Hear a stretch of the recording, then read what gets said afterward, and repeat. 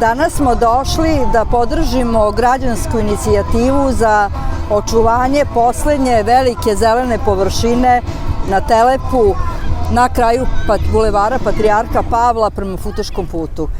Naravno, investitori u dogovoru sa gradom imaju želju da ovo sve poseku, da pretvore opet u neki beton, opet u neke solitere. Mi se oštro tome protivimo, podržavamo građane koji su došli i mi smo stanovnici Telepa i želimo da živimo humano i da mi imamo neki park, jer jedno tako veliko naselje kao što je Telep ne može biti bez parka gde ljudi mogu da prošetaju, da sednu, da se deca poigraju. Ovo je sramotno šta se radi sa Telepom, uopšte sa celim Novim Sadom. Ovaj urbicid je strašan.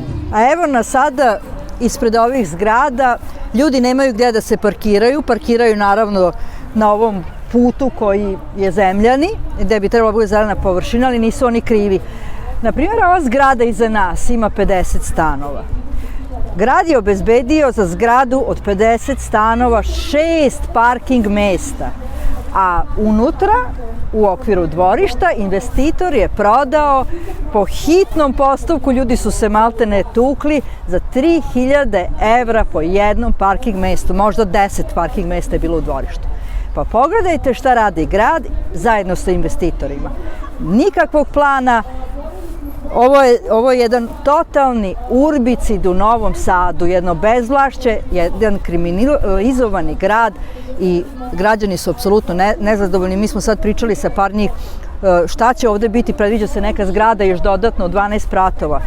Ne znam gde ovaj grad ide, ovo je totalno jedan urbicid, investitorsko nasilje.